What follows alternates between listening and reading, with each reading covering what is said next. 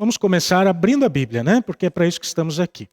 Mateus, no capítulo 10, no versículo 37, até o versículo 42. Nossos amigos da internet aí, eu soube que tem gente nos assistindo lá da Itália. Eu não sei falar italiano, né? Mas eu queria saudar aí os nossos amigos da Itália que estão nos assistindo. São muito bem-vindos, fazem parte da nossa igreja virtual, né? Deus abençoe muito. Nós temos 25 mil membros na nossa igreja virtual. Amém? O nosso canal do Iguatemi. Irmãos, eu tenho feito na minha casa, antes de pregar, eu tenho, para usar uma expressão assim, eu tenho brigado com Deus bastante. Sabe por quê? Porque eu passo a semana inteira pensando na pregação, estudando a pregação e orando pela pregação. E eu tenho brigado com Deus no sentido que Deus tem me falado para pregar umas coisas, eu creio que o Espírito Santo tem falado comigo. E Ele tem me falado para pregar umas coisas que são fortes. Eu tenho até pensado, Senhor, não seria melhor fazer uma mensagem para os irmãos, que fosse algo mais de acalentar o coração? Mas Deus tem me falado para pregar, irmãos, verdades que nem sempre são as mais agradáveis, mas nós precisamos, como povo de Deus, ouvirmos. Eu acredito que vai ser importante. Embora que Ele também trará conforto ao nosso coração. Mas Ele nos trará advertências da palavra de Deus. E eu acredito sim, irmãos, que nós temos que pregar a Bíblia como ela é. Eu não posso pregar aquela coisa de auto. Embora a Bíblia também tem coisas que alimentem a igreja. Algo seu pai ou sua mãe, mais do que a mim, não é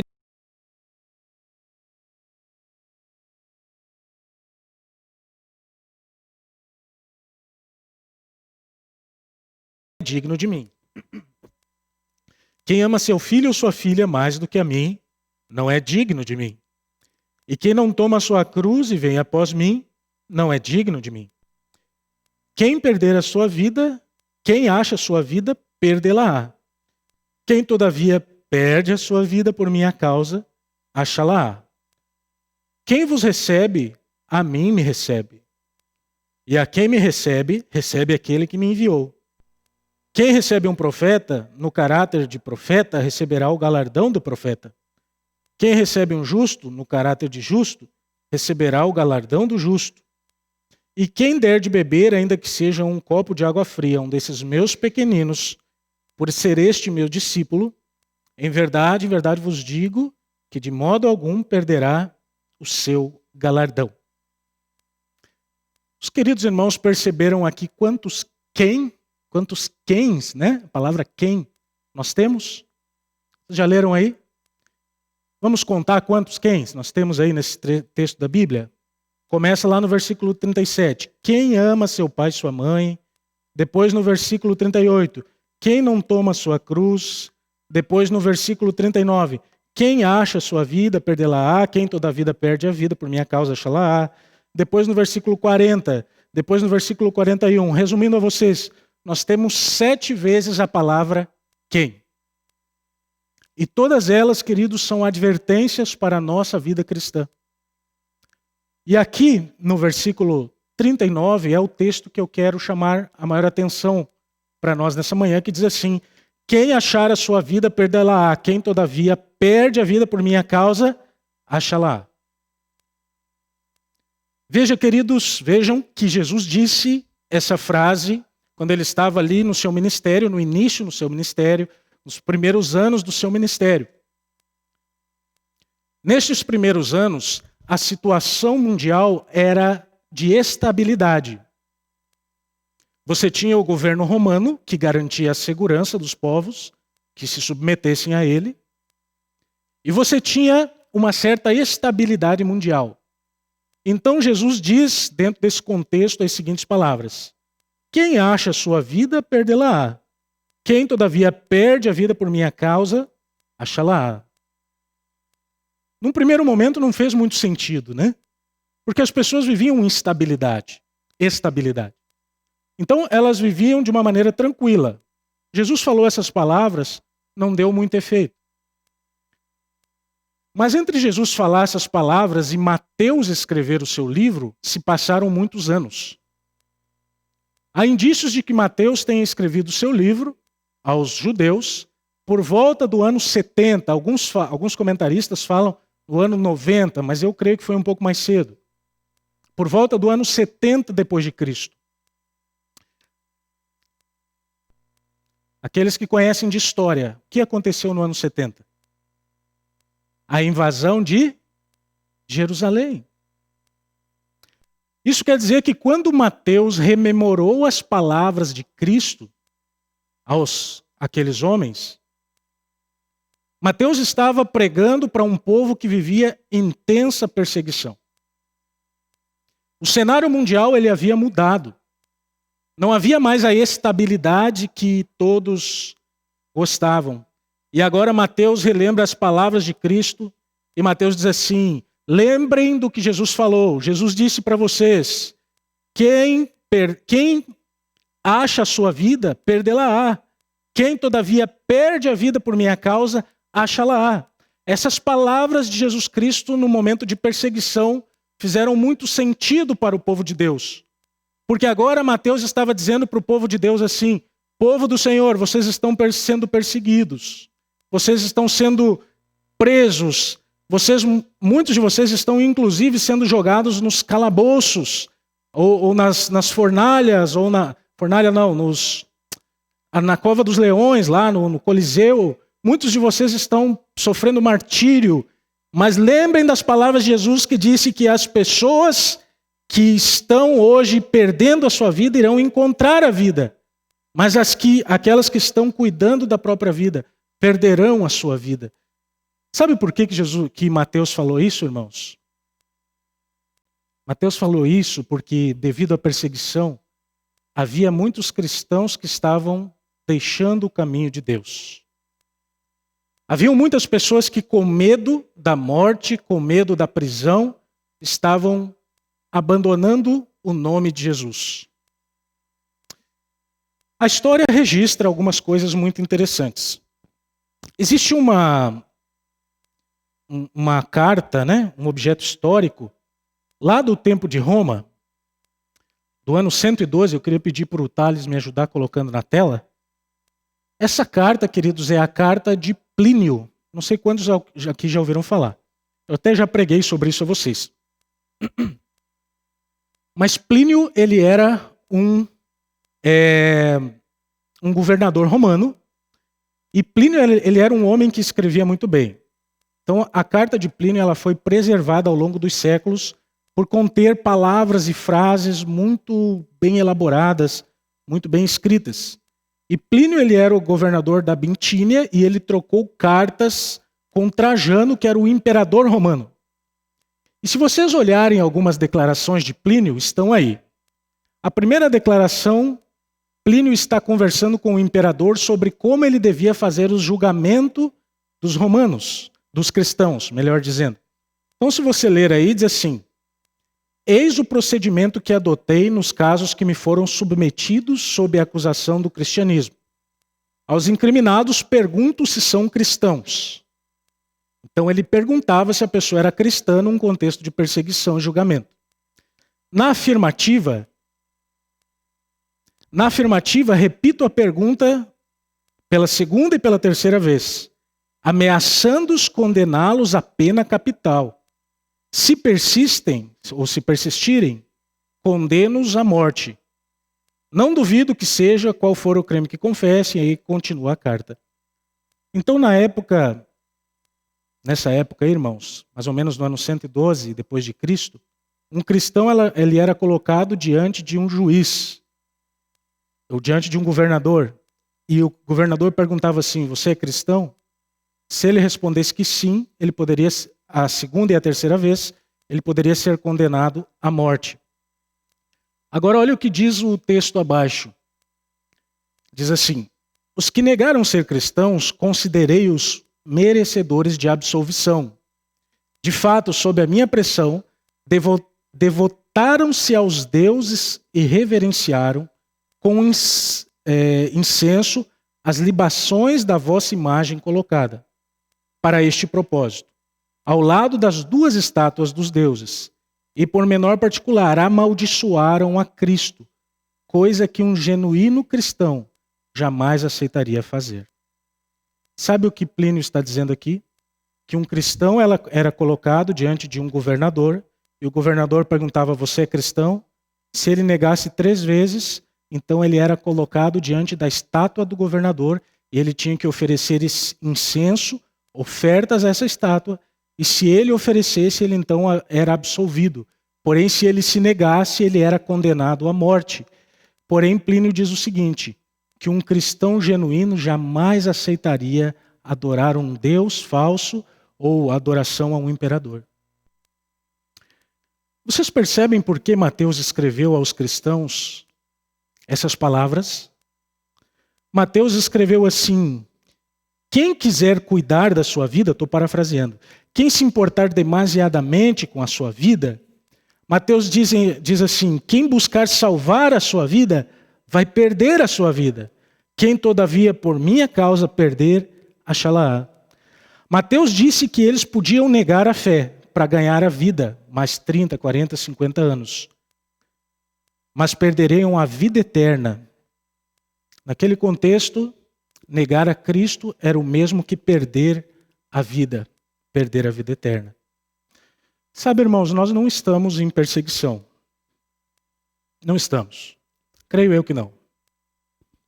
Mas se Mateus reescrevesse para nós isso hoje, e Mateus dissesse para nós assim: quem ama a sua vida, perdê-la-á. Todavia, quem perde por minha causa, achá-la-á. O que isso significaria para nós hoje?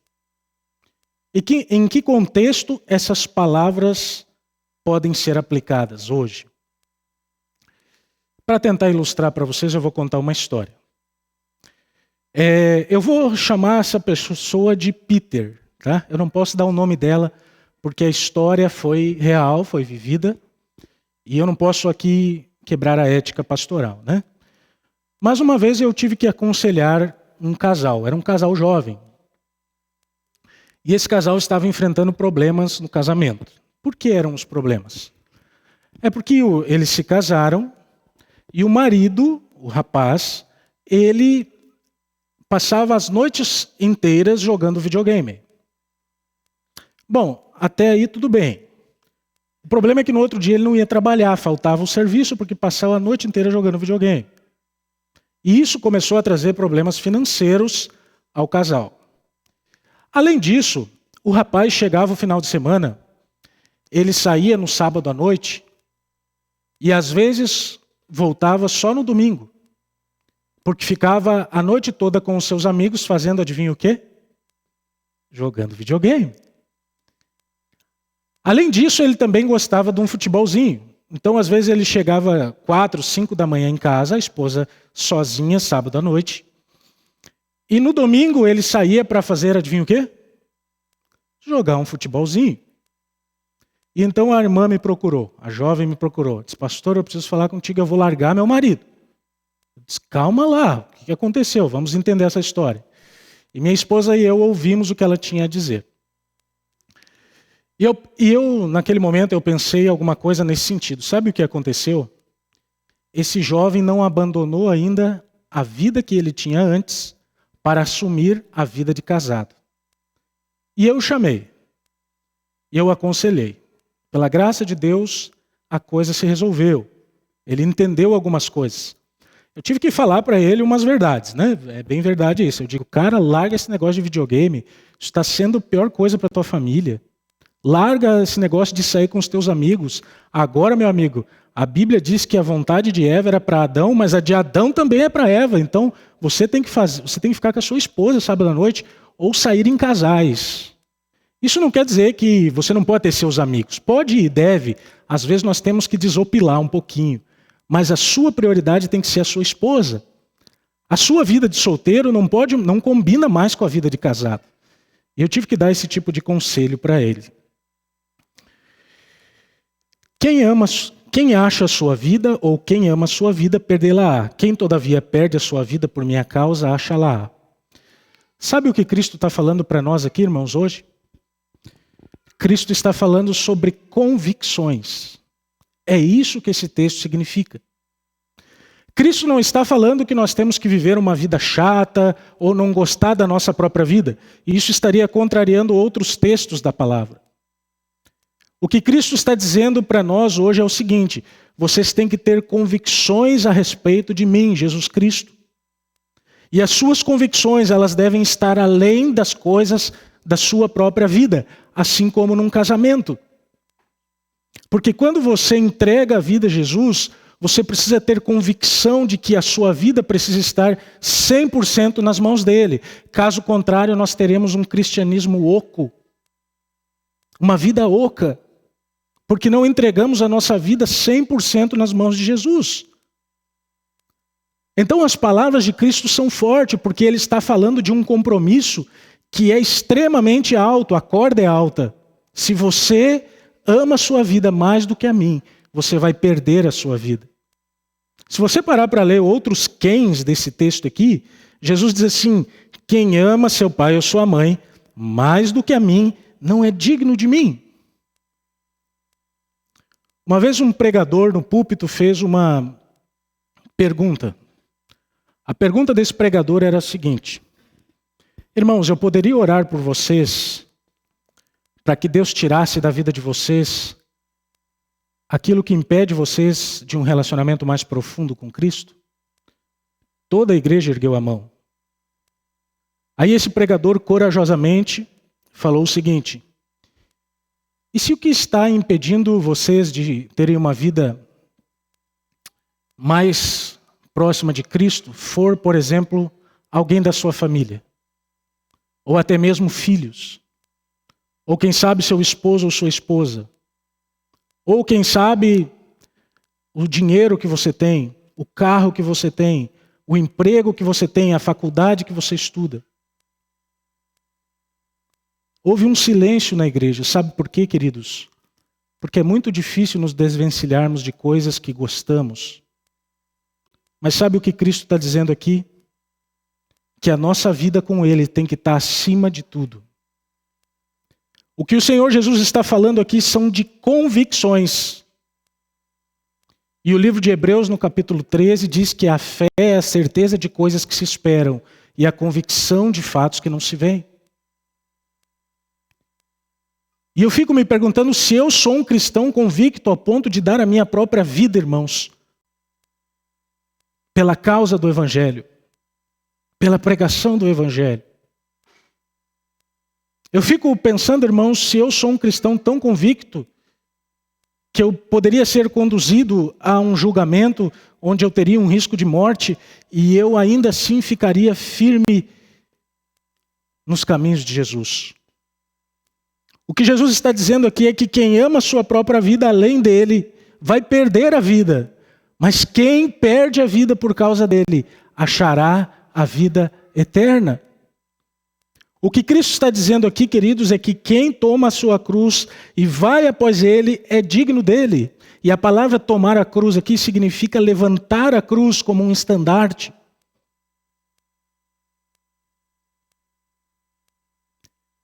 Convicções.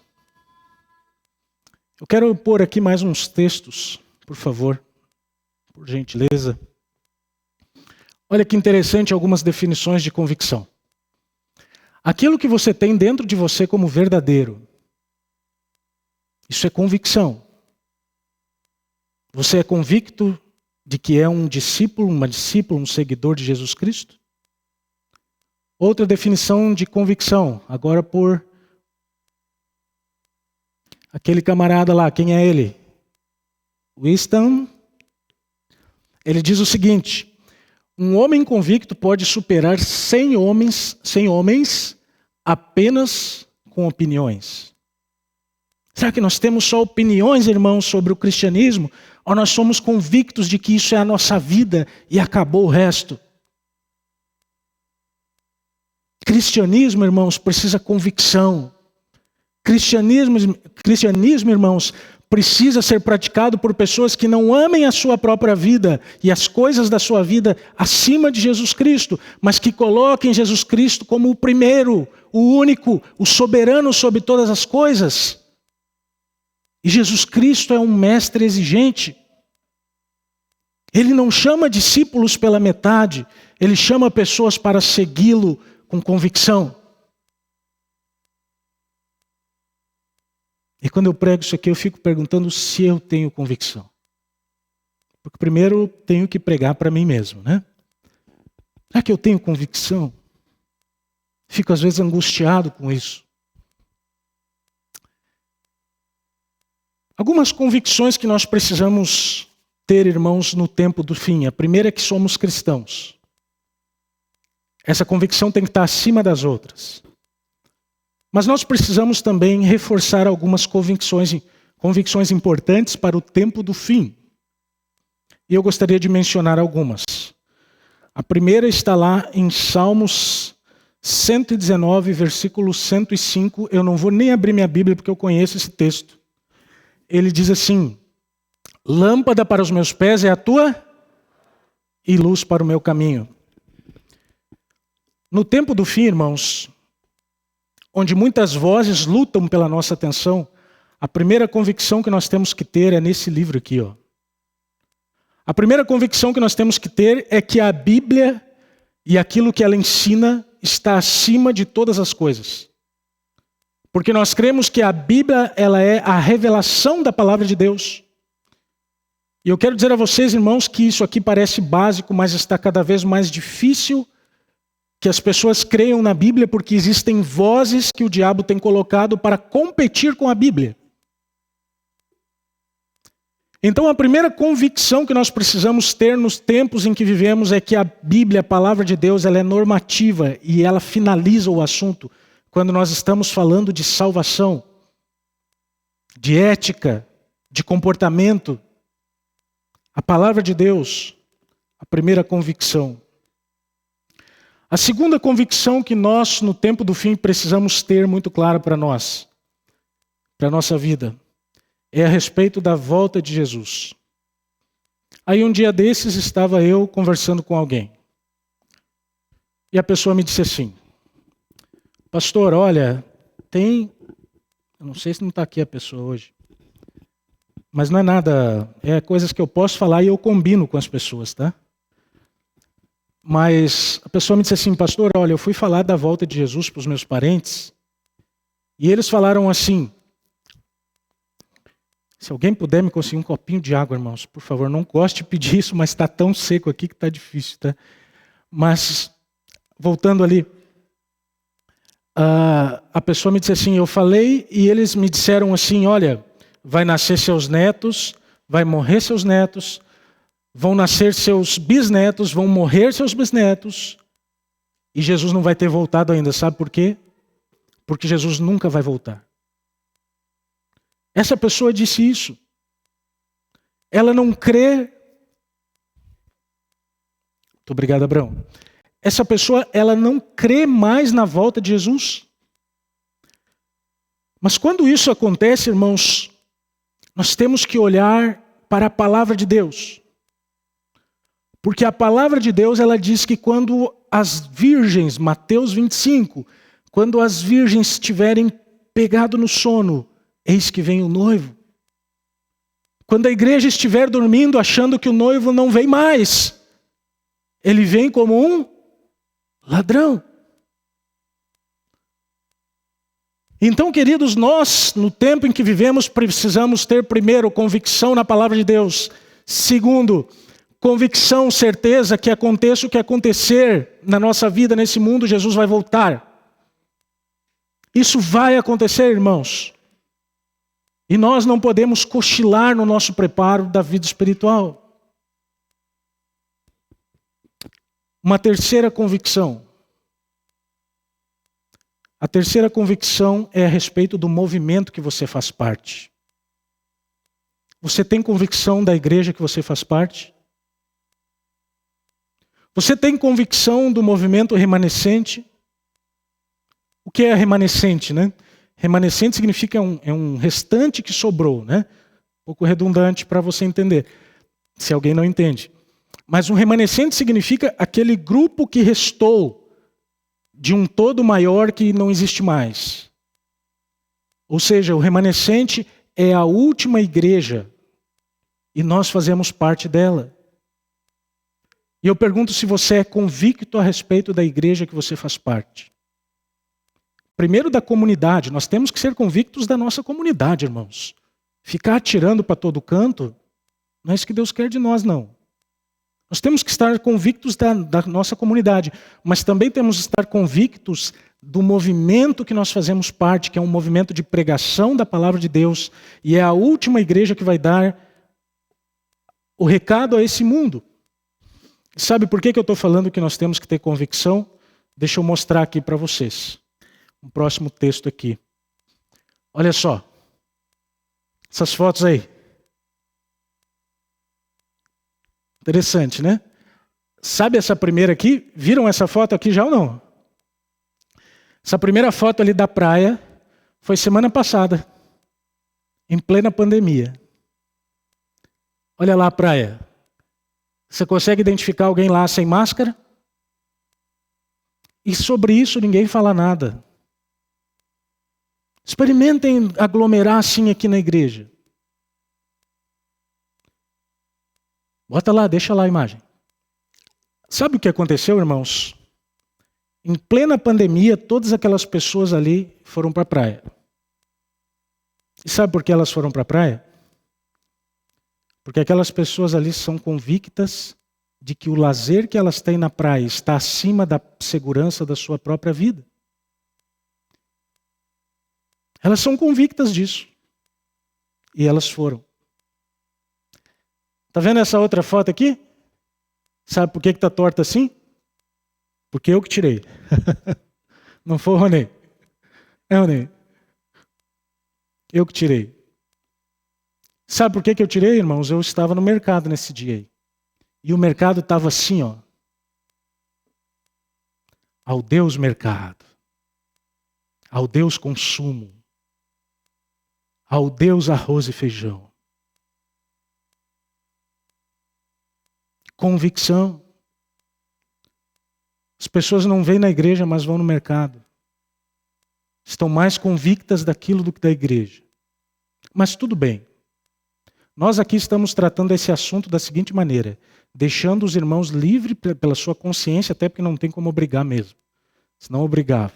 Mas estamos deixando os irmãos livres para tomar suas decisões e sem pressionar ninguém. Estão vendo aquela outra foto ali? Aquela foto ali foi do culto de quarta-feira, sem ser quarta-feira agora no outro. Na outra quarta. Culto de quarta-feira. Vocês acham que eu vou criticar a igreja, irmãos? Não. Sabe o que eu vou fazer aqui? Eu vou elogiar os convictos. Porque se tem gente convicta de que a vida é só comprar, vender, ir em mercado, se tem gente convicta que a vida é só lazer, ir para a praia, ir para hotéis, existem pessoas convictas de que a vida também é quarta de oração. Amém? Existem pessoas convictas de que a igreja é o lugar seguro onde eu quero estar, porque eu conto com a proteção de meu Deus e farei a minha parte. Amém? E eu queria, irmãos, desafiar nós a virmos aqui nos cultos de quarta, orarmos ao Senhor. Porque Cristo está dizendo para nós assim, quem amar a sua própria vida e tentar salvá-la, perdê-la-á. Todavia, quem perde a vida por minha causa, quem entrega tudo a mim, e até às vezes, tendo que amargar perdas, este salvará a sua vida. É a palavra do Senhor, irmãos. É a palavra do Senhor. Quem ama o seu pai, sua mãe ou seus filhos mais do que a mim, não é digno de mim. Quem não toma a cruz e não me segue, não pode ser meu discípulo. É o que diz a palavra santa do Senhor. Avante. A próxima imagem. Sabe por que nós precisamos ter convicção da igreja, irmãos? Deixa eu falar para vocês. Esse é o texto da serva do Senhor.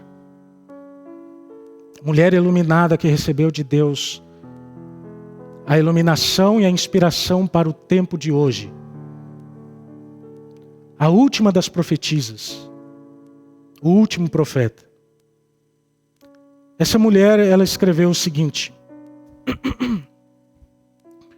Ela escreveu assim. Diz o grande enganador: nossa principal preocupação é silenciar esta seita de observadores do sábado. Finalmente teremos uma lei para exterminar a todos os que não se submeterem à nossa autoridade. Ela está falando sobre o tempo final, quando as leis contra os guardadores do sábado forem feitas, impedindo-nos de adorar ao Senhor e de guardar o seu dia. O dia que a Bíblia descreve como o dia de adoração. E a serva do Senhor diz assim: vi que os quatro anjos segurariam os ventos até que a obra de Jesus estivesse terminada no santuário. E então viriam as 7 últimas pragas. Estas pragas enfureceram os ímpios contra os justos, pois pensavam que nós havíamos trazido os juízos divinos sobre eles, e que se pudessem livrar a terra de nós, as pragas cessariam. Você percebe que no final dos tempos haverá ódio contra a igreja? Você percebe que no final dos tempos o Estado vai se voltar contra a igreja? Leis serão feitas contra a igreja? E aí é que nós precisamos, irmãos, termos convicção. Convicção de quem nós seguimos. Convicção para onde estamos indo. Convicção de quem vem nos buscar. Convicção das verdades da palavra de Deus que são imutáveis. Convicção. Eu fico imaginando quando tudo isso aqui acontecer, irmãos, e o mundo já demonstra indícios de que o Espírito Santo está sendo retirado da terra. Sabe o que aconteceu outro dia? Eu não sei se eu já contei isso para vocês, mas o governador estava falando ele se pronuncia ali pelo Facebook. E o governador estava falando lá sobre a abertura, fechamento, adventista da porta fechada, da porta aberta, né? E ele falando e eu ouvindo tudo aquilo, eu comecei, porque nós seguimos as leis enquanto elas estiverem compatíveis com a palavra. E ali, queridos, o governador falando, eu comecei a colocar assim algumas mensagens.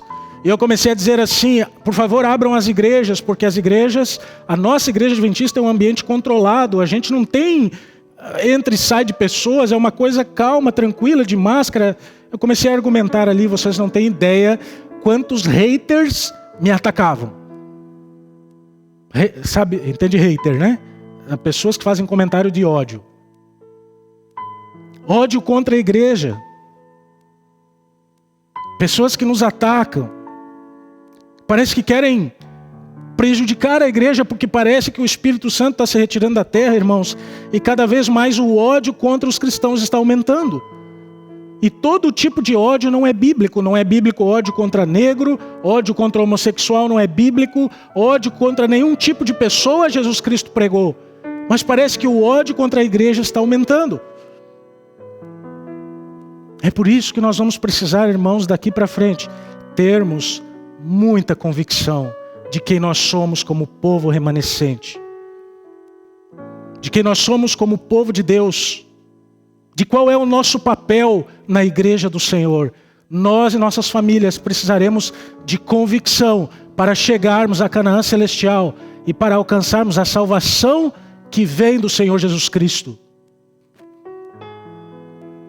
E sabe como vem essa convicção? Só através do Espírito.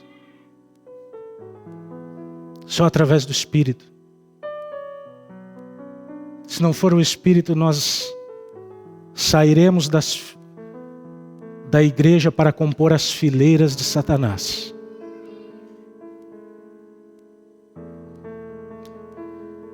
E a última convicção que eu quero falar. Convicção sobre o nosso chamado para pregar. Posso ler um último texto com vocês? João capítulo 21.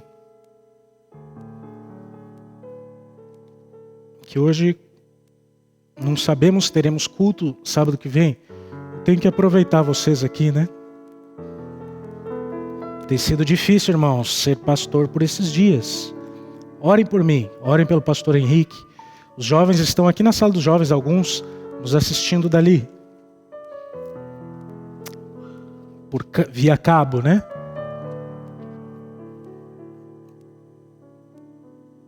São João, capítulo 21.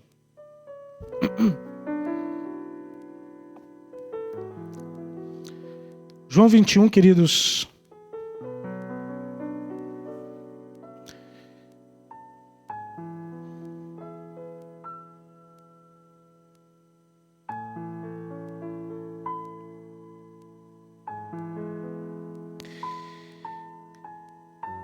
Versículo 2, diz assim: Estavam juntos Simão, Pedro, Tomé, chamado Dídimo, Natanael, que era de Caná da Galileia, os filhos de Zebedeu e mais 2 dos seus discípulos. Disse Simão Pedro: Vou pescar. Disseram-lhe os outros: Também nós vamos contigo. Saíram e entraram no barco, e naquela noite nada apanharam. Sabe o que estava acontecendo aqui? Há anos, Jesus havia os chamado para serem pescadores de homens. Mas agora eles estavam voltando para os barcos. Estavam voltando para a pesca. Estavam fazendo, sabe o que, irmãos? Abandonando o chamado que Jesus fez. Não estavam mais convictos de que tinham que pregar às pessoas. E voltavam para os barcos. Mas Jesus se aproximou deles. E se você perceber, Jesus conversou com Simão Pedro e Jesus disse assim: Pedro, amas-me? Apacenta as minhas ovelhas. E Jesus disse isso 3 vezes. E sabe por quê? Jesus estava dizendo assim: Pedro, não volta para os barcos. Tenha convicção, Pedro. Eu te chamei. Eu te escolhi. Tenha convicção. Sabe, irmãos, um dia desses eu estava muito triste na minha casa. Semana passada. Sabe por que eu estava triste? Eu estava achando que eu não tinha o dom para um ministério e para a posição de responsabilidade que eu ocupo. E estava até pensando em desistir. Confesso a vocês. Estava triste, passei um dia triste. E passei aquele dia orando, conversando com Deus, pensando em fazer outra coisa na obra de Deus. E orando. E eu pensava assim: olha aí, Deus nem me responde mais. Eu estou com um sentimento tão ruim que eu não consigo nem ouvir a voz de Deus. Às vezes é tanta coisa, né, que desanima a gente. Você olha assim, puxa, nossa igreja tem 600 pessoas. Muitas eu não sei onde que andam e às vezes dá um desespero. A responsabilidade do pastor é pesada.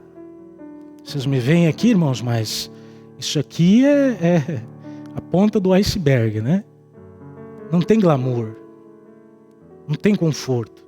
É pesada. Embora seja uma bênção o ministério, mas naquele dia eu estava mal. Passei um dia mal. Doido para que um irmão me ligasse para fazer uma oração comigo. Mas as pessoas também têm seus próprios dilemas, né? E aí passei o dia todo orando. E no final do dia, eu pensei assim: Deus nem me respondeu. Deus nem mesmo me deu eu nem mesmo tive uma luz a respeito dessa questão. Eu nem mesmo tive uma resposta de Deus. Eu acho que realmente eu tenho que... eu acho que não é esse meu caminho. Um dia desses aí. Aí à noite, eu na sacada da minha casa, de cabeça baixa. Sabe aqueles dias que você está assim? O que foi, irmãos? Vocês acham que o pastor não é humano? A gente passa por essas coisas.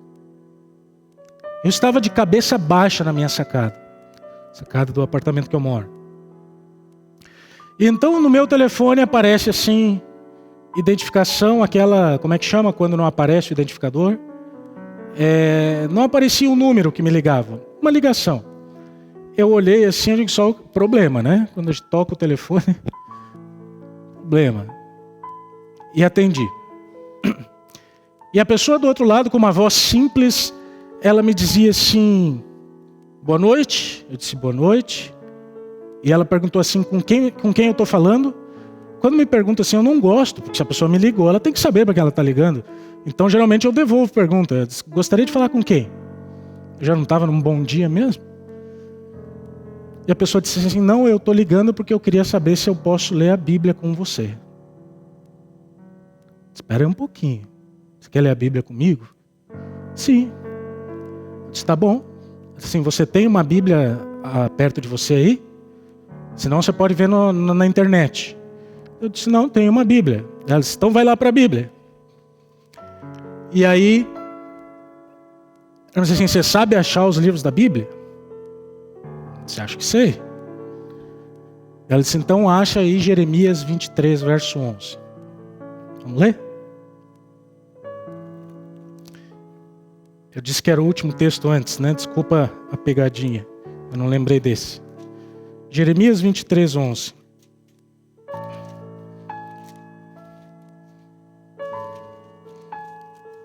Aliás, 29, 11, irmãos. Desculpa. Jeremias 29, 11.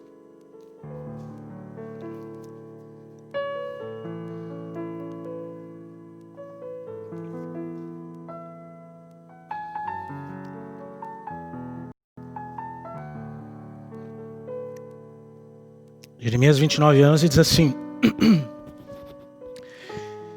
Imagina você no dia que eu estava, né? Como é que estava meu espírito naquele... Você me conhece? Ela disse assim, não. Eu disse para ela assim, quem te deu meu número?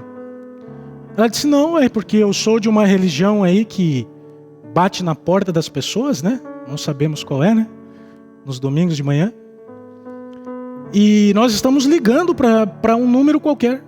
Ela disse assim, eu peguei meu telefone aqui e digitei em qualquer número. E deu no seu. Ah, irmãos, naquele momento ali. Naquele momento ali, esse texto para mim foi um bálsamo.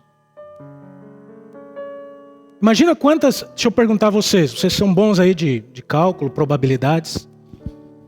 Quantas combinações de números você poderia fazer num celular? Deus estava falando comigo. Deus usou aquela pessoa de uma outra religião que não tem a verdade que nós temos. Tem parte de verdade. Deus usou aquela pessoa para falar comigo. E Deus me disse assim, eu tenho sonhos maiores para você. Para te dar o fim que desejais. Fica calmo. Sabe, irmãos, por que eu estou contando essa experiência? Porque se Jesus pede de nós um compromisso alto, além da nossa própria vida, Ele promete também cuidar de nós. Ele promete também nos amparar nos momentos de angústia. Ele promete também, queridos, que se nós formos convictos a Ele, Ele será convicto a nós. E nós nunca estaremos sozinhos, porque entregamos a vida para Ele sem reservas. E amamos Ele mais do que a nossa própria vida. Afinal de contas, Ele nos amou mais do que a vida dele. E eu quero convidar você nessa manhã a fazer esse compromisso com Cristo. A sair daqui nessa manhã convicto da igreja que você faz parte, do movimento que você faz parte. Sair daqui nesta manhã convicto da volta de Jesus. Sair daqui nessa manhã convicto, irmãos, da palavra de Deus. Sair daqui dessa manhã convicto de que você é um discípulo, uma discípula de Jesus Cristo. E nada pode mudar isso, porque se você assim o fizer, Ele também fará por você. E nas horas de angústia, Ele vai te carregar, alguém vai ligar para você. Porque seguir Jesus é a coisa mais linda que há no universo. Convicção, irmãos. Jesus nos chama de volta. Porque com o passar do tempo nós vamos nos desconvertendo, né? Nós vamos perdendo convicção do nosso chamado, do nosso trabalho aqui na igreja, da volta de Cristo. Jesus nos chama nesse momento para nós nos reconvertermos, para nós estarmos convictos. O Espírito diz assim: a obra do Espírito é convencer do pecado, da justiça e do juízo. Convencer, convictos. A Anne vai cantar uma música agora. E ela vai cantar essa música que fala sobre volta, sobre voltarmos. Porque a vida cristã é feita de retornos, é feita de voltas, é feita de conversões todos os dias. E Cristo nos chama nesse momento para voltarmos para Ele, se algum dia saímos, ou para permanecermos nele, se ainda estamos.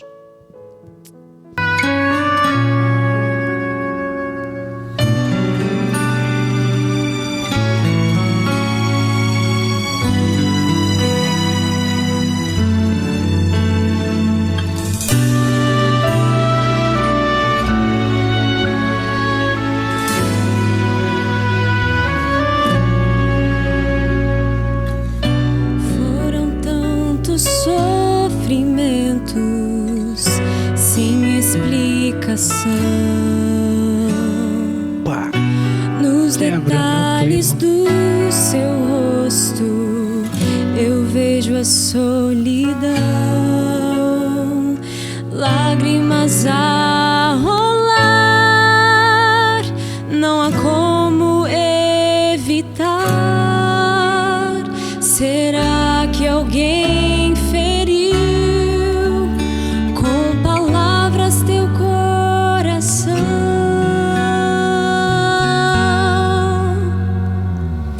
De que valeu o seu esforço?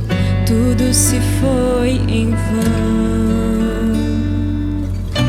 E ao lutar você se sente sem lar, sem direção. Esqueceu que o seu lugar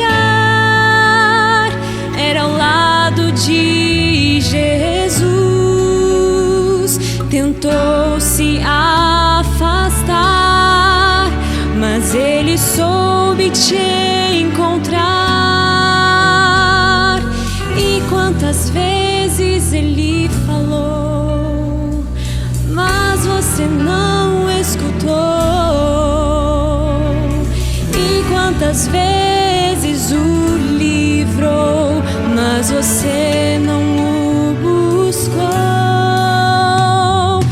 Vem, teu Pai te chama, vem, enxuga essas lágrimas, esquece o passado. Cristo te espera de braços abertos. Vem, não perca tempo, vem, a porta está aberta, um banquete te espera. Cristo te espera de braços abertos. Vem.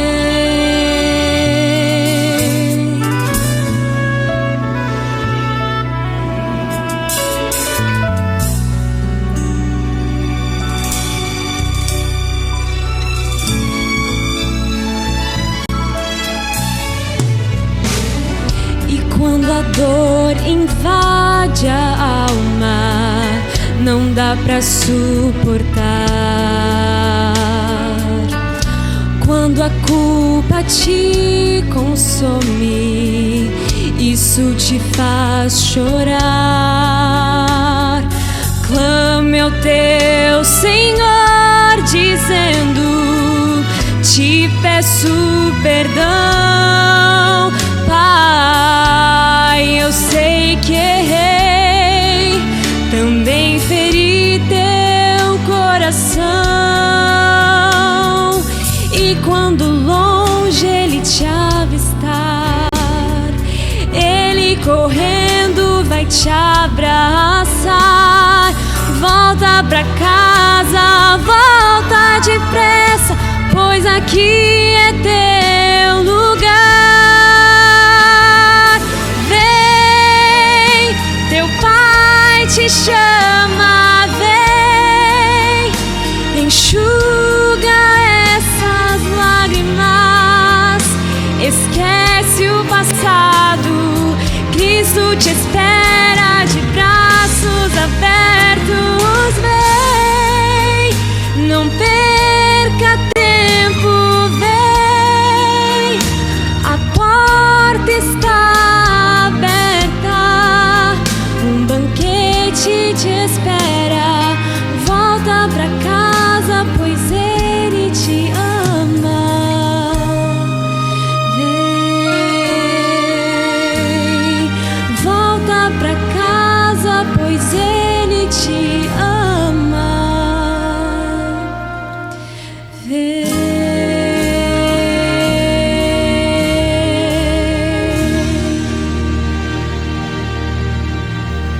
Vamos nos colocar em pé, querida igreja, nossos amigos que nos assistem. Nós vamos ter agora um momento de oração. Sabe que eu queria louvar a Deus por essa cena aqui, pela sua convicção. Também, se algum amigo nos assiste e está se resguardando nesse período, se resguardando, não significa que você não tem convicção. Você tem também. No momento certo você estará aqui. Nós respeitamos você. Nós respeitamos os irmãos. E cada um tem a sua consciência. E se fizer segundo ela, em oração, está tudo certo. A nossa convicção vai além de encher 4 paredes. A nossa convicção é onde trabalhamos, é como agimos, é com quem falamos, é do que falamos, é de quem falamos. Eu queria louvar a Deus pela convicção dessa igreja. Cada um de vocês. Pelo privilégio que eu tenho de estar aqui, irmãos. Podemos orar ao Senhor? Abrace sua família, quem tiver ao seu lado aí, se não for família. Não pode abraçar, mas só se for família. Desculpa. Se tiver força do hábito. Se tiver em família, a mesma casa, pega na mão da pessoa aí. Vamos orar juntos. Querido Jesus, não há palavras para agradecer esse momento, Pai. Não sabemos se sábado que vem vai fechar tudo, vai abrir tudo. Vamos seguir as autoridades competentes. Mas eu queria te agradecer por esse presente que o Senhor nos deu hoje. De nos congregarmos com um pouco mais de pessoas. E ouvirmos, Senhor Deus, as palavras vivas, cortantes e ao mesmo tempo consoladoras, que vêm da Bíblia, da voz do Senhor. Pai, nos ajuda a voltarmos aos teus braços de amor, como disse a canção. A jamais nos afastarmos de ti, jamais desistirmos. Abençoa as famílias, Pai. As famílias da Igreja Adventista do Iguatemi. Cuida deles. Mantenha-os unidos entre si e também entre nós como igreja. Abençoa, Senhor, se há doentes, pessoas nos hospitais que precisam de Ti. Liga para elas, Senhor. Como o Senhor ligou para mim através de uma serva Tua que eu nem conheço. Vale a pena Te seguir. Quem quiser ganhar a vida, perdê-la-á, mas quem perder a vida por causa de Ti, acha-la-á. Quem colocar tudo em Tuas mãos, encontrará tesouros que outros não encontram. Nos ajuda, Pai, nos abençoa, para sairmos daqui tendo a certeza de que nossa vida está inteiramente deposta em Tuas mãos. Em nome de Jesus. Amém.